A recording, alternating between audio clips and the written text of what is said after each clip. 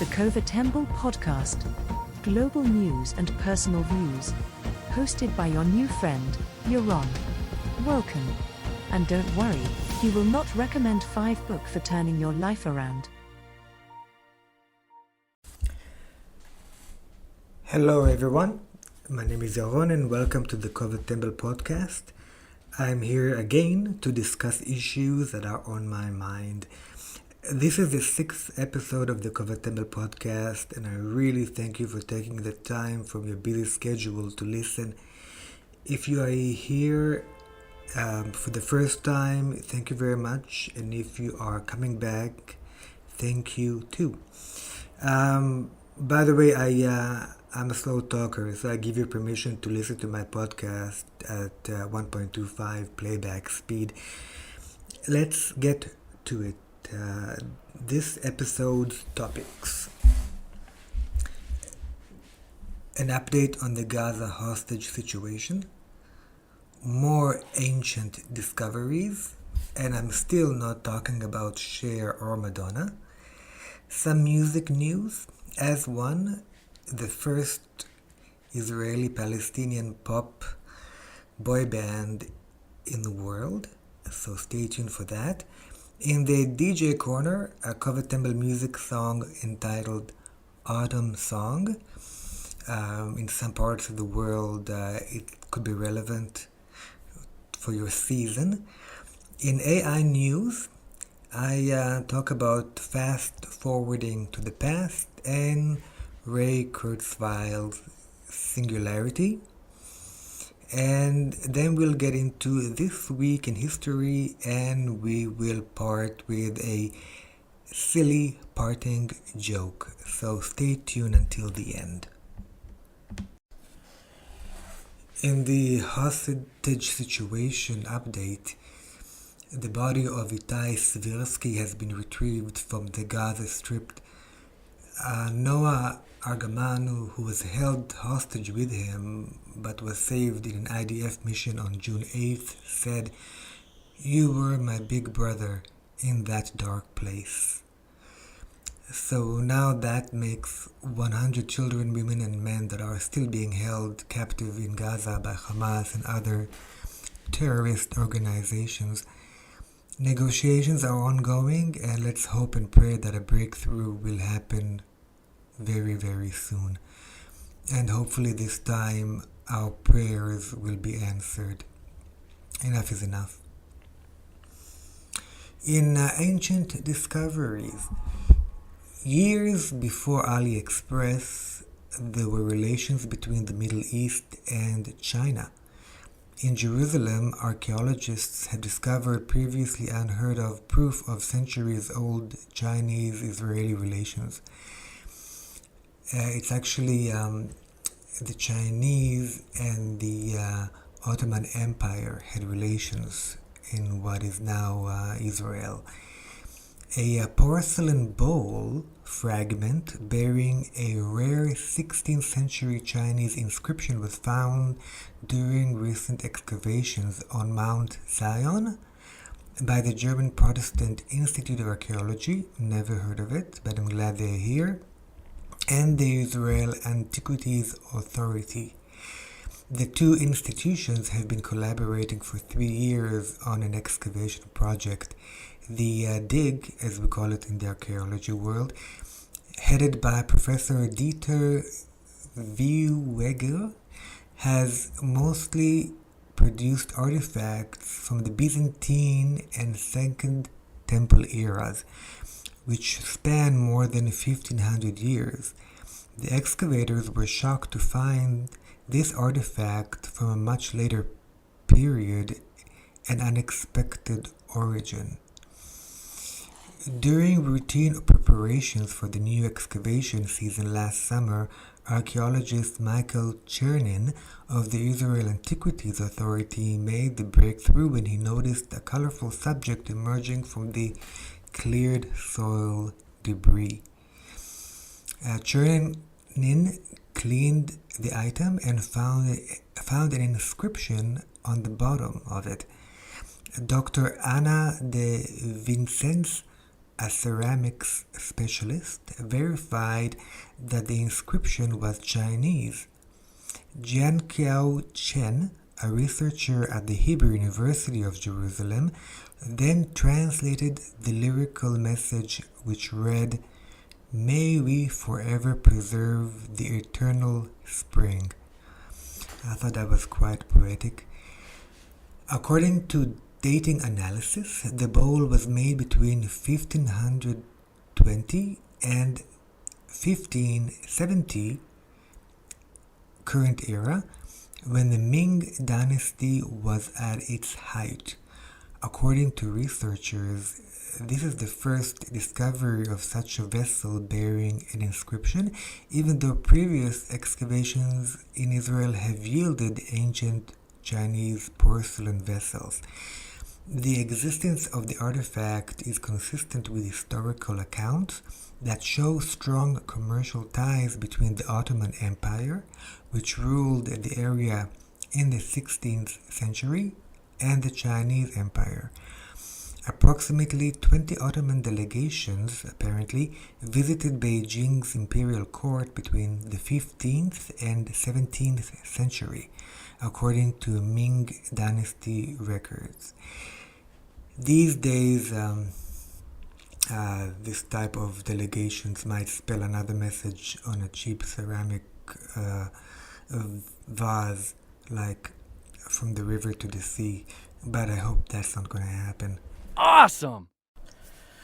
Okay, enough of ancient history. Let's get down to current news, and we're going to talk about music news. A documentary about the world's first Israeli and Palestinian boy band as one is now available on Paramount Plus. I've never heard of this musical project, and you may not have either, and this is probably why. After the group formed in a talent search in Israel, they arrived in Los Angeles on October 6th, 2023. Yes, a day before, just one day before, and you can imagine what happened after that. The band is made up of 6 guys, and I'll give you their names: Nadav Phillips, Niv Lin, Asil Farah, Ohad Atiyah, Sadiq Dogosh, and Neta Rosenblatt, who will sing their music in English. Some of them play instruments, and I believe that it is Sadiq who is the rapper in the group. The Israeli-Palestinian pop music journey, that's what the documentary is called, is available to stream on Paramount Plus in the US, Canada, UK, Australia, and other Paramount Plus territories like Germany, Italy, US, Canada, and other countries. I think I mentioned US and Canada already. It's already out, so I'm going to leave the link to the trailer in the description below. So the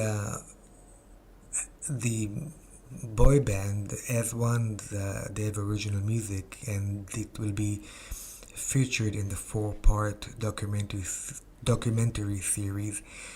This includes their first single, All Eyes on Us, which features Nile Rodgers. You probably know him from the band Chic, and that's pretty awesome. As they're also gonna I guess show their music video for the single Stranger. I'm going to leave the link below, so watch out for that. Good luck to them, and I wish them great success. Now, speaking of music, this is the DJ corner of the podcast, and today's song is also from the Cova Tembel music, and it is entitled Autumn Song.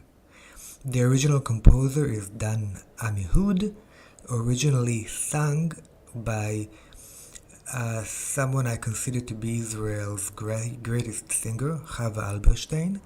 The original lyrics were written by the amazing Rachel Shapira.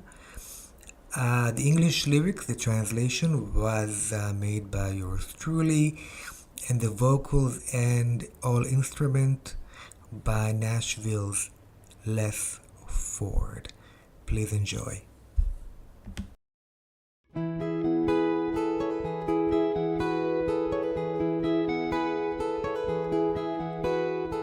Have you seen gray clouds arise in the farmer's morning eyes, as their neighbors organize for the blessings in the skies?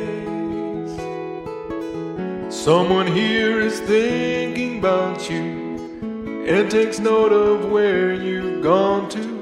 Hurry homeward, if you will, with the autumn's windy chill. Hurry homeward, if you will, with the autumn's windy chill.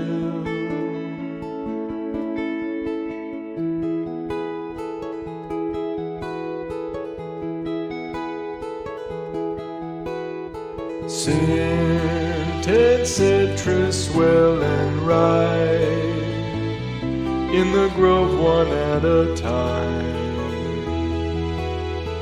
High school teachers cough and gripe and yawn at a nursery rhyme. In his flaps a golden eagle, or perhaps a northern regal.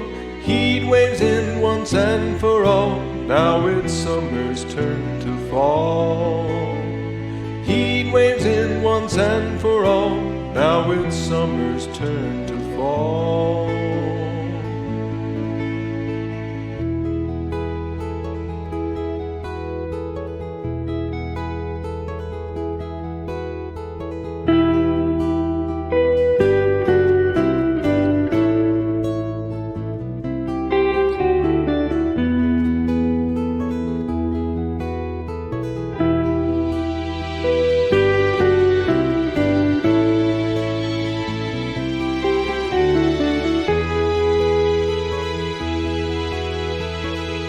In his flaps a golden eagle, or perhaps a northern regal.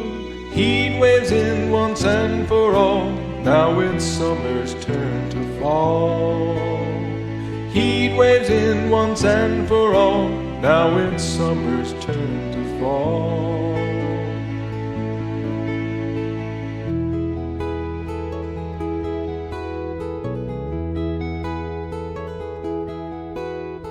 What will be, they ask and post in municipal gazettes, while along the eastern coast spider lilies cast their nets. What say all the evening papers and lights up atop skyscrapers? Hurry homeward, if you will, with the autumn's windy chill. Hurry homeward, if you will, with the autumn's windy chill.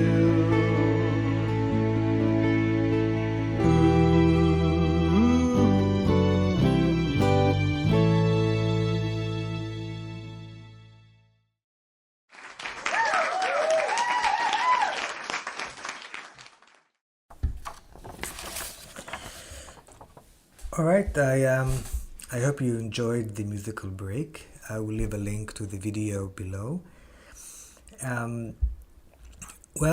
If you like the content, please like, comment and share, and of course subscribe. You might want to tell all your friends about the world's best new podcast in the world, and then tell them about this one too. Thank you for that. Now I'm going to slow down a bit this is a deep concept that I'm going to talk about. We're going to talk about Ray Kurzweil's Singularity and fast forwarding to the past. Now, this is from Popular Mechanics, talking about, quote, longevity, escape, velocity. Remember this phrase because it's going to become more and more a part of our lives. Futurists who are people who specialize in futurology, it's called, or the systematic exploration of predictions and possibilities about the future and how they emerge from the present, whether that of human society in particular or of life on Earth in general, are known as futurists. They're also referred to as prospectivists, horizon scanners, futurologists, and foresight practitioners. That was from Wikipedia. Anyways, within the futurist community, there is an interesting concept known as longevity, escape, velocity. The basic idea is that over a certain amount of time, our life expectancy may increase as life extension technology advances. For example, we would still age a year over a course of a year, even with the ongoing medical advancements. However, we would essentially get an additional period of life. Our life expectancy would increase by, say, a year and 2 months. So you live a year, but then you get 2 months extra. All right, like you have a special on bread. Well, earlier this year, Ray Kurzweil, who is a well-known AI futurist, stated to various media that he thought humanity would reach longevity, escape, velocity by 2029, meaning that our age will not be subject to the course of the course of nature our life would have taken, but will have a way of simply to extend it. Kurzweil said that, and I quote, "Past 2029, you'll get back more than a year. Go backwards in time. Once you can get back at least a year, you've reached longevity, escape, velocity." I think that what Kurzweil meant by go backwards in time is not that we will travel back in time, but rather we would gain an X amount of life going forward. Kurzweil also said that, and I quote, this is from Popular Mechanics, "Achieving longevity, escape, velocity doesn't guarantee you living forever. You could have a 10-year-old, that's the example he gave, you could have a 10-year-old and you could compute that he's got many, many decades of longevity, but he could die tomorrow." So Kurzweil is actually talking about potential. And I also researched it a little bit more about Ray Kurzweil, and he has a concept called the Singularity. And this is from an interview he had with The Guardian, the newspaper. And I'll tell you a little bit about Ray Kurzweil. He's an American computer scientist and techno-optimist, and he's also an expert on AI. By the way, Ray Kurzweil is the one who invented the Kurzweil piano, the electric piano. In his best-selling book from 2005, The Singularity is Near, he made predictions that computers would become as intelligent as humans by 2029, and that humans would merge with computers to become superhumans by 2045. He called this event the Singularity, when humans merge with computers to become superhuman. 2045. That's basically around the corner. 2029 is really close as well. So what is the singularity exactly? Kurzweil claims that we are limited in our ability to grow smarter because of the size of our brains at this stage of humanity, but that the cybernetic cloud is becoming a lot more intelligent and is expanding in ways that are limitless. Now, I don't agree with Kurzweil's quote-unquote limitless assertion, because to be truly limitless, the cybernetic cloud would have to be connected to the universal consciousness and have awareness. And while we humans are connected to the universal consciousness and have intelligent awareness, we cannot create something that is outside of us that has consciousness and awareness. We can give birth to it, but not create it. Kurzweil calls the merging of our brain with the cloud as the singularity. A term I took this term from physics, by the way. I don't know much about physics, but that's in the article in The Guardian, that's what they said. The combination of our cybernetic and natural intelligence will be combined into one individual. Brain-computer interfaces will enable it. So the brain and the computer will become one entity, and eventually nanobots, robots the size of molecules, will enter our brains through the capillaries without causing any harm. By 2045, by Ray Kurzweil's predictions, we will have 1 million times more intelligence, which will increase our consciousness and awareness. Now, Kurzweil, in my opinion, has not yet understood that our consciousness and awareness is already limitless, and therefore cannot be quote-unquote increased. You might remember this from some poets, like the just like the principle that a drop of water is a representative of all bodies of water in the universe, so is our consciousness. In fact, our human consciousness is more holistic than the water metaphor. Now I'm reading this as from my notes because I didn't want to mix up any of my ideas, so please forgive me. Human individual consciousness, the consciousness of each one of us at its basic definition, is representative of the entire universal consciousness. And not only that, it offers access to universal consciousness, and therefore to the entire infinite body of universal intelligence, and not only some bodies of pockets or of intelligence. So what I'm trying to say here is that once you are connected or are aware, consciously aware that you are really a part of the universal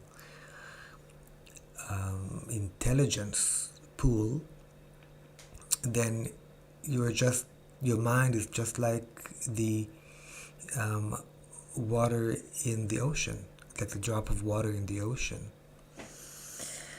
Our human awareness of this principle may sometimes be in a state of ebb and flow. That is, the way you remember, you might forget that you are a part of the universal consciousness, and therefore you are universal consciousness. You're not separate from it. That I'm speaking for myself. But the awareness of this principle, even though it comes and goes, it is always there, accessible by shifting our consciousness towards it. So, just because you forget that you are universal consciousness does not mean it's not there. And it is very apparent when you do remember that you are. Even if you upload all human conscious intelligence that has accumulated throughout history into a cybernetic cloud, it will not match the human intelligence that is natural to humans.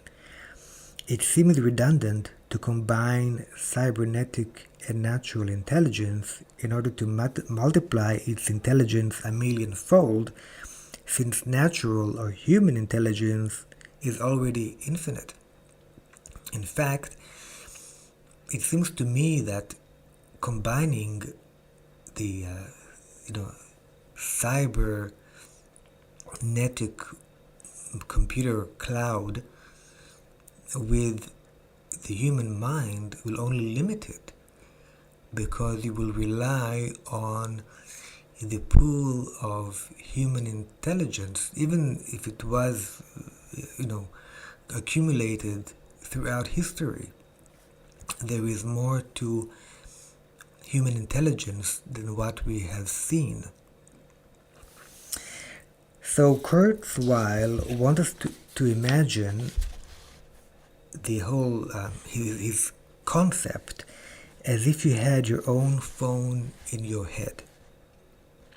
Similar to how you currently do it on your phone. So he's saying that you'll be able to access information, which to me is not intelligence,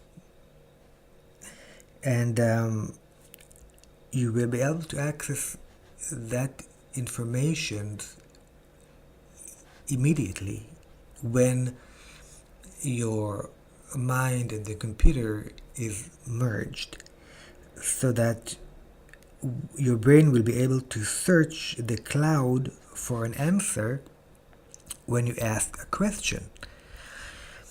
The only difference is, according to Kurzweil, the only difference is that it will happen instantly, and you won't even be aware of the process. The answer will just show up, as if you've known it all along. Now, to the idea that some people will not want that, Kurzweil says, and this is actually quite true, what Kurzweil is saying, that this was a common statement, not wanting, something that is technological. And a lot of people said in the past that they don't want a phone. They don't want to hold a phone all the time and walk around with it. But here we are. So the ultimate question in my mind is not whether I want it, but do I need it? In view of the fact that my personal mind has access to actual universal intelligence, the infinite pool of intelligence of not only humans, but whatever is quote-unquote out there, but is really coming from inside myself.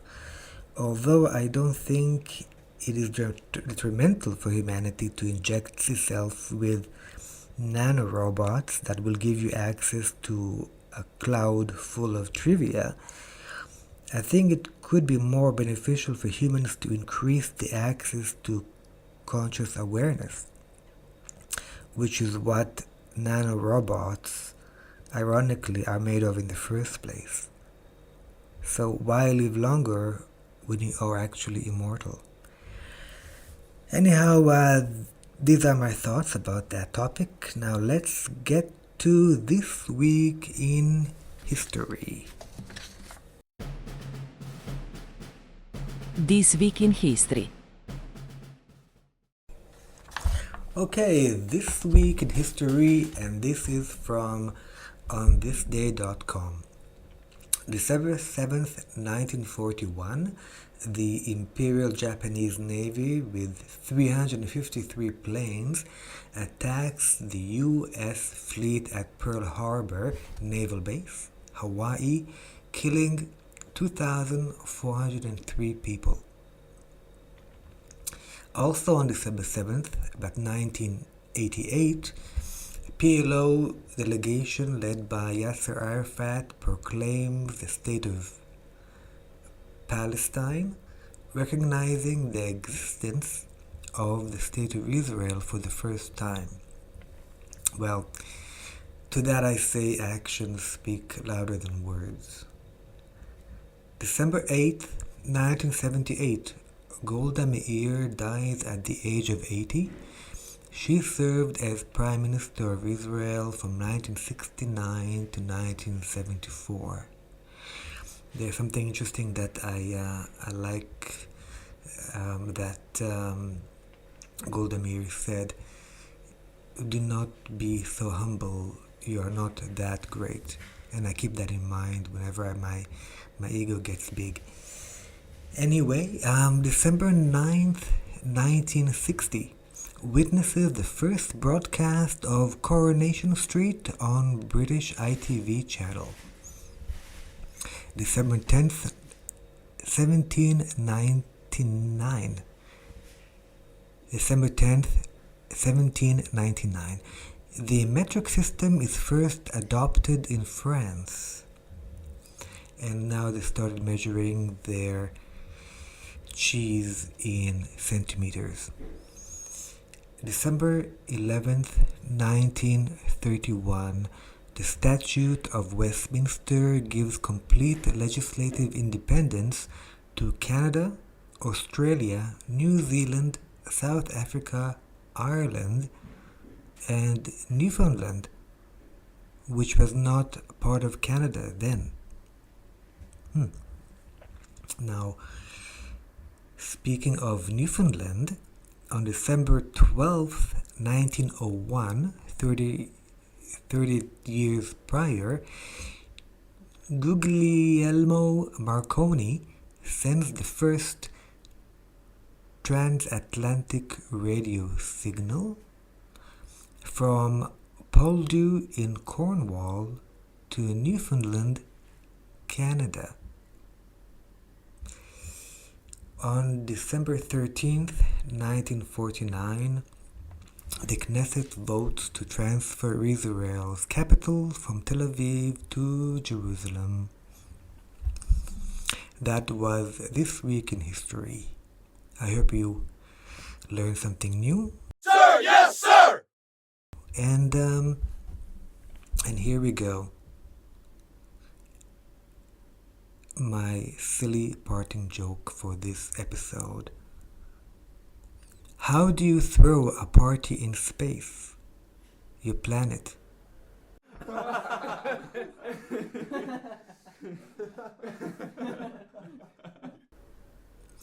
I keep warning you, but you keep coming back. Well, Home Planet listeners, I hope you've enjoyed this episode. I see you all again next week with more topics that I hope you'll find interesting and fascinating. Let me know in the comments if there are any issues you'd like me to discuss in future episodes. So until next time, take care of yourselves and be kind to one another. Goodbye. You've just listened to the Cova Tembel podcast. Please take a deep breath and remain calm. It's all over.